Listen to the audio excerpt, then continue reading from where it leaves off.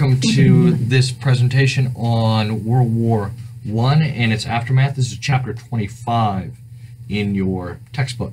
So if you open to chapter 25, I'm going to kind of go through some of the more important sections. I'm mostly going to focus on the war itself and not so much on the aftermath, but I'll talk about a lot of the consequences of the war.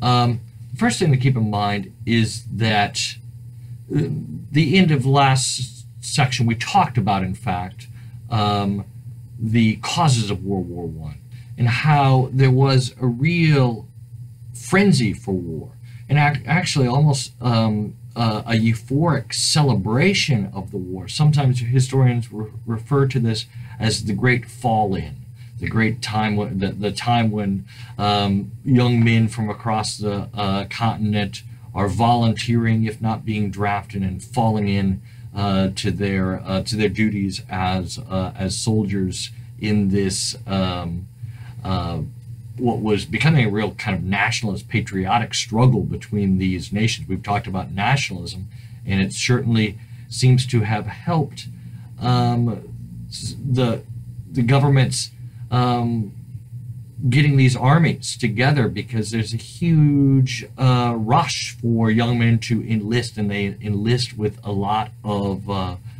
passion, right? And a lot of that is nationalistic passion to defend their country, which you've always had in history before, but a lot of people had thought, especially those on the left of politics and socialist parties and that workers might not take up arms against fellow workers, against other European workers, or wherever they were from. Workers wouldn't fight workers anymore because they had this new identity as industrial workers, and they realized that the capitalists and the factory owners were their main enemies, right?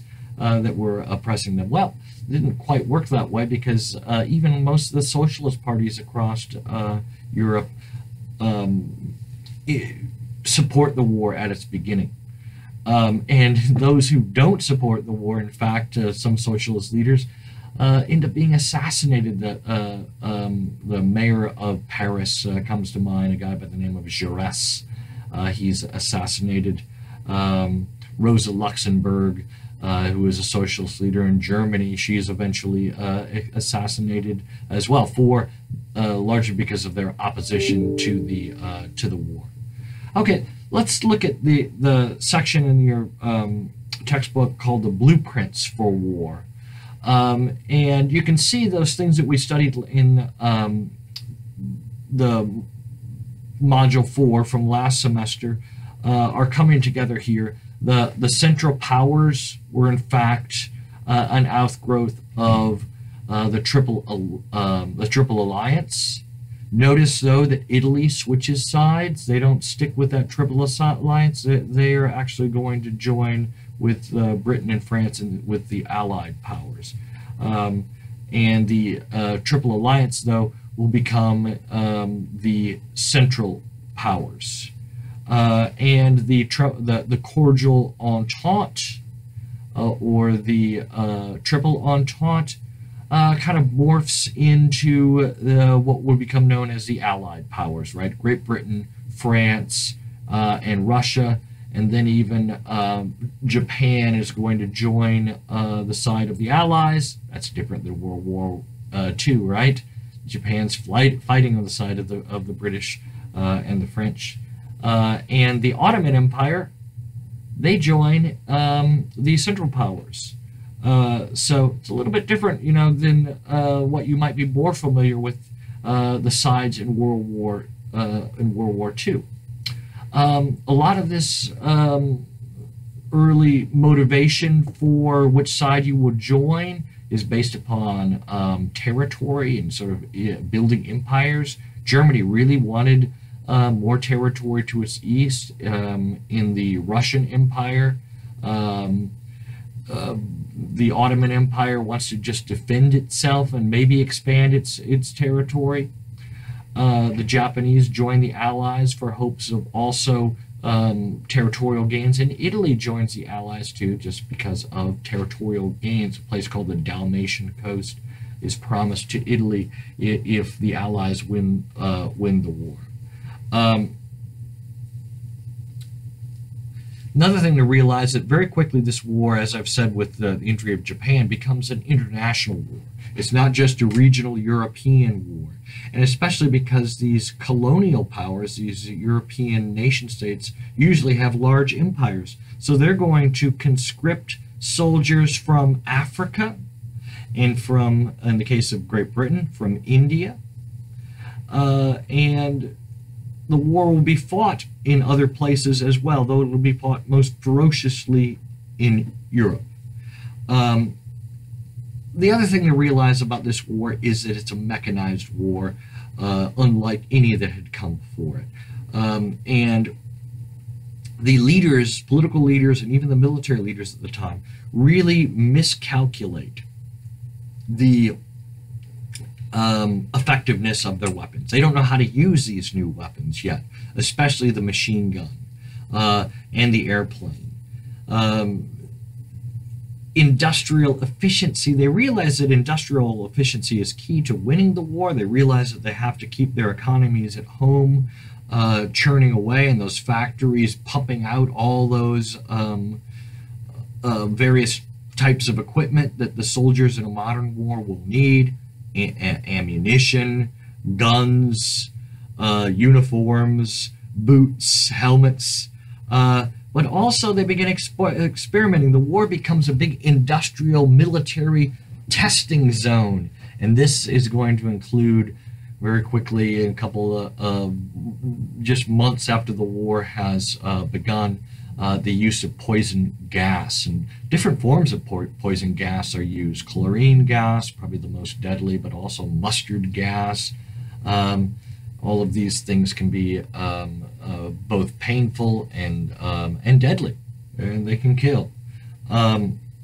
And also more, we might not think of this as associated with World War I, but barbed wire plays a large role in World War I. Barbed wire, this invention that, by the Americans that had been used to fence off large Western territories, to raise cattle on the plains, could be used on the battlefield to slow up advancing soldiers. So you'll find in the trenches in the all theaters of the war on the Western Front and the Eastern Front the use of barbed wire. What makes this war so devastating is part of what your textbook calls the cult of the offense. This is the idea of the spirited attack constantly, and they call it a cult because it wasn't really grounded in a lot of solid military thinking. If you just are, have the right spirit, a spirited attack, and you take the offensive, you will succeed. It's a huge failure. Of course, I think most famously, at least from the British perspective, in the British efforts, it's at the Battle of the Somme, which is a British attempt to break through the German lines, and it happens in early July 1916. The British built up a huge concentration of artillery, and they bombarded the German lines for months and months. Before they attacked, the Germans sent in reinforcements and simply dug deeper and deeper into the ground and built these underground bunkers. So when the attack came in the early July 1916, when at 7 o'clock the artillery ceased fire, the Germans on the other side knew an infantry frontal attack was coming, and they simply poked their heads back up, those who had survived these weeks of bombardment, and took aim at the movement of this line of tens of thousands of soldiers moving towards them. And it's called the most deadly 10 minutes in British military history, where between 7 o'clock and 8 o'clock, about 7,000 British soldiers meet their death. And tens of thousands of more are wounded. If you look at the map there at the sides, how the war is drawn up on the map. The Germans had their plan. It was called the Schlieffen Plan, Schleififfin, which was, the Germany was concerned about facing enemies on both sides, on two sides, Russians on the east and French on the west. And the plan called for a quick attack on Russia, so you could focus then your attention on France, so to end the war on one side quickly, so you wouldn't have to have a prolonged two-front war where you're kind of surrounded, right? Well, the Russians are defeated pretty quickly in their quick invasion of Germany. But something happens on the Western Front. There's two main fronts, the Eastern Front and the Western Front. And the Western Front is where the Germans get bogged down in what becomes known as the Miracle of the Marne, named after the Marne River outside of Paris. Famously, the Paris taxis are bringing men to the front to try and defend the homeland, and they call it the Miracle of the Marne because the German army is actually stopped there. The big military machine that had been feared so much, with its most modern of weapons and military discipline, is stopped by the French outside of Paris, and from that point the lines, each army tries to outflank each other. So in other words, they literally try to go around the end of each other, but they keep building longer and longer front lines and trenches and digging in, and within a couple of weeks, front lines and trenches run the actual length of the nation of France, from Belgium in the north, look at your map there, and stretching across all of France all the way to the south, the southern border, to the Swiss border in the south of France. And this is really what came to define the military experience of the war, at least for soldiers and that is trench warfare. This was a war of machines, but it was a war where soldiers spent most of their time down in the ground and in miserable conditions, with a lot of rains which came, especially in the winter times. Those trenches filled with water. Soldiers got sick. Soldiers froze to death. Soldiers got infection in their boots, in their wet boots that were down in that cold, muddy water, which gave us a new term, trench foot, which you could actually lose your foot if you got gangrene in it. They would cut it off. So this is a horribly brutal war for the soldiers themselves, and it seemed like the only way that soldiers could survive was relying on each other, right? The camaraderie of the trenches, a lot of soldiers talked about and historians write about. So that's the military experience. And then keep in mind that home fronts are transformed by the war as well. So you have these battles that are pretty concentrated in France, and then in Eastern Europe. In Eastern Europe, the lines are fluid; they move back and forth a bit more than they do in the French Western Front, where basically the troops, the armies pound away at each other for about 4 years, inflicting millions of casualties on either side.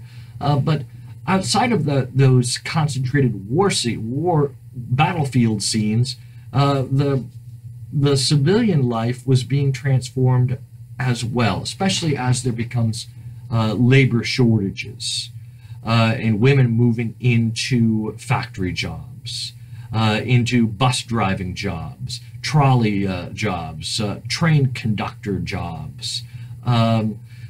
This challenges traditional gender ideas about gender, about women, where women's place should be. Women had been told that their place should be in the home. Increasingly, middle-class women were trying to hold to this ideal of being like little engineers of the household, and in the ideal middle-class home, women weren't supposed to work outside the home. They were supposed to manage the home. And that was kind of their refuge and an ideal place. Well, now women are being needed in the, even in the army, as ambulance drivers and as nurses, We talked about Florence Nightingale, her opening up that field of nursing to women decades earlier in the Crimean War. But women are serving in medical units in World War I quite frequently, and they're working in factories and all those other positions that I told you about as well in the factories, in the munition factories, and there's that change on the front, on the home front, but there's also a huge growth in the size of government. You know, a lot of conservatives on most sides of the political spectrum had supported the beginning of World War I, as I said at the beginning of this lecture. Even socialists mostly supported the war. Those who didn't often got assassinated.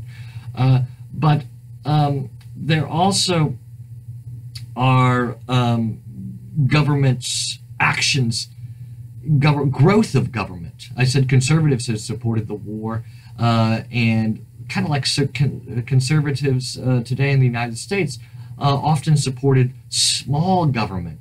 But what happens during World War II is that government really, really grows, especially in the management of the economy, because the governments are literally going to regulate these munition factories, and in some instances they're actually going to take over the business themselves. So governments will actually run the businesses.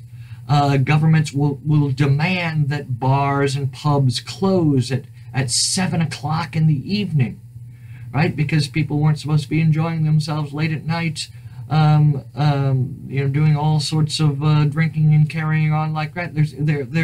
Their governments are becoming involved more and more in people's kind of personal lives with these new types of regulations. It's called the Protection of the Realm Act in England, this wartime measure that will do so much to grow the size of government and the reach of government into people's lives. You can look, too, at a graph there of the rise of the cost of living in World War I. That should be on page 845 in your textbook. Taxes, inflation, all are stretching people's pocketbooks at this time. People's pocketbooks are helped, though, by the fact that women are now working, but this also means that women have money to spend themselves, and they don't always have to ask their husbands how to spend this money, especially if their husbands are away at war, or they're independent women who haven't married, and more women are beginning not to marry, to choose not to marry, and they're going to be earning money and doing what they want, buying their own clothes and own fashions. And even this is when we begin, by the end of the war, to see what would become known as in the United States as the flapper. Women wearing shorter skirts and smoking cigarettes and hanging out on their own without the company of men. This was the way in which the war really set in motion some real radical changes. And speaking of radical changes brought on by the war, this is a revolutionary time as well. The war has a lot of unintended consequences in the area of politics and in the area of revolts. Russia had mobilized the largest army during the war. 17.5 million Russians are conscripted into the army,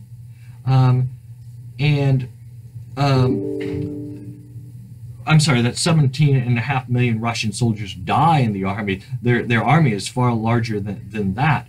This is a huge casualty. So add to that, you know, in World War II, they'll lose 20 million men. So Russia's bear the brunt of the deaths of both World War I and World War II. And when we think about it that way, it's no wonder that Russia suffers such instability and political instability. From the very outset, the war does not go well for the Russians, and this sort of explains as well why the revolutionary leader Vladimir Putin, who had been in exile, he had been kicked out of Russia prior to the war. He couldn't return. If he did, he would be imprisoned and probably would have been executed. Well, he returns almost at the invitation of Germans. Why would it be? He's in Switzerland, so let me explain this. So I always joke to my students that Vladimir Lenin, not to confuse with the current leader of Russia, Vladimir Lenin was exiled in Switzerland, enjoying himself there, maybe skiing, I don't know, but he was writing a lot of these revolutionary books and pamphlets and that. He was still kind of a professional revolutionary. The Germans, in order to get back to Russia, he has to pass through Germany, and the Germans actually give him free rail pass. Travel on our trains, come through our country, go back. We know you want to come back home, but that had a real political edge to it because they want him to go back to Russia and create a revolution, to create chaos. It probably works much better than they ever had imagined because first of all, Russia has this revolution, and you can read about this in your textbook, the provisionary government that then's established after Tsar Nicholas II flees. He leaves Russia. Much of his family will be later captured and executed by the Bolsheviks, but there was some hope in the summer of 1917 into the fall of 1917 in Russia that the provisional government and that that elections and that would bring stability and a new start for Russia. But the war is so deadly. It's hard for anything peaceful, I think, really at this time to go on in Russia.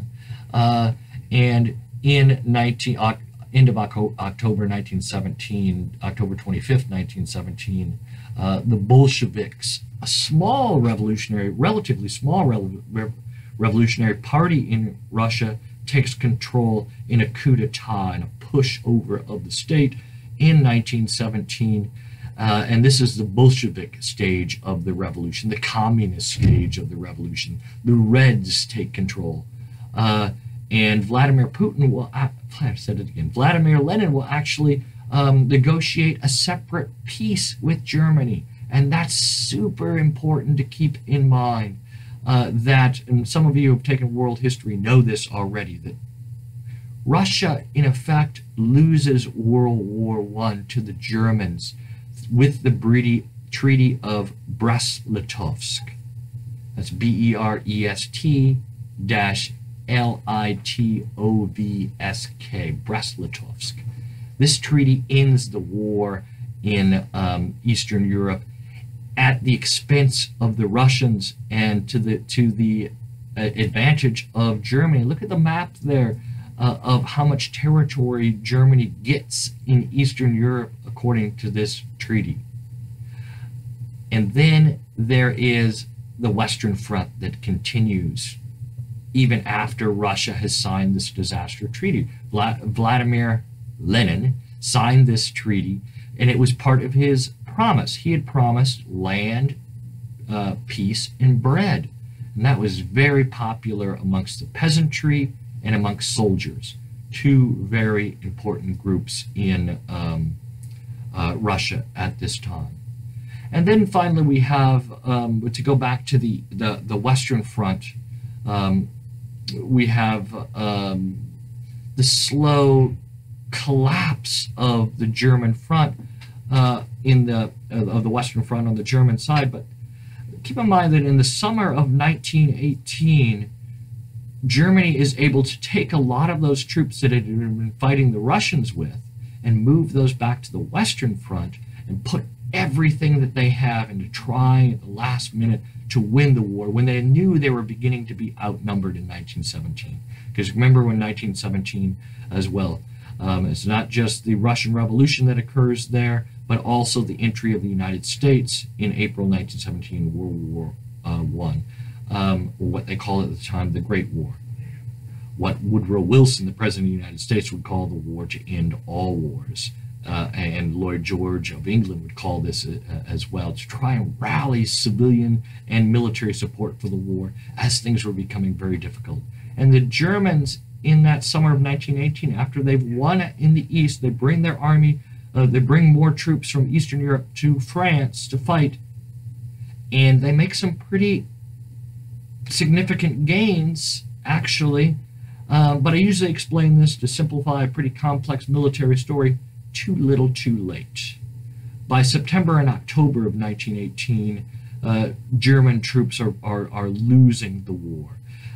And the German military and government, realizing they're losing the war, hand control back over to civilians.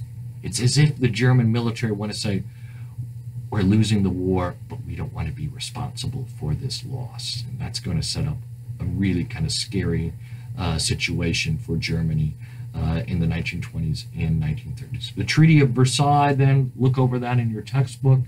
That largely is the idea, encapsulates the ideas of Woodrow Wilson. And we'll talk about that a little bit later. I may have another short lecture because there's so much to cover in this chapter. So with that, I'm going to conclude, and we'll continue this discussion online in the discussion board. Thank you. Box and catalog. Proximity view outlook. Box and catalog. Lecture 4, Chapter 2. Faculty input. Early modern camera. 26 minute. Show manual controls. Camera roll button. Stop taking video button.